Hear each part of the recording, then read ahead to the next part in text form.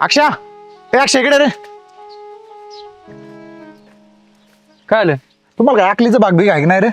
अरे पुरी दाखवा का नाही दाखवा तुम्हाला?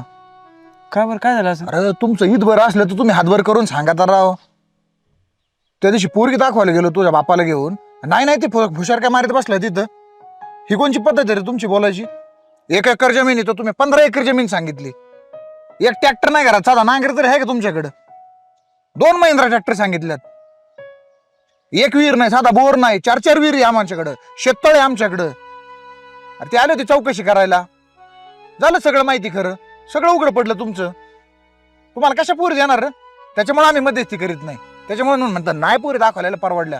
तुम्ही असेच मेले तरी चालतंय ना, काय फरक पडतोय? लाजा वाटायला पाहिजे. त्या बापाला ना जे मोठं मोठं करून सांगायचं सवय ना ते जरा कमी करा. जरा सांग समजून थोडस.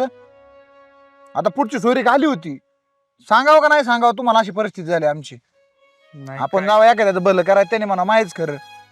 त्यांना जरा वाढ बोलायची सवय. मी तरी त्यांना सांगितलं होतं जाऊ दे आता, झालं ते गेलं, जाऊ दे. अरे झालं ते गेलं म्हणजे आम्ही तो तोंडा पडतो ना, नाक कापायची वेळ आली ना आमची. आमच्या कोणी विश्वास ठेवणार आहे आता?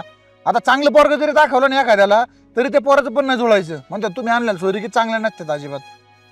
असलं नाही चालत बाबा. हे जरा लक्ष ठेवा थोडस.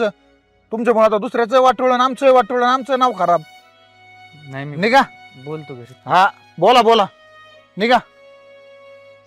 येत्यात काय कळत नाही.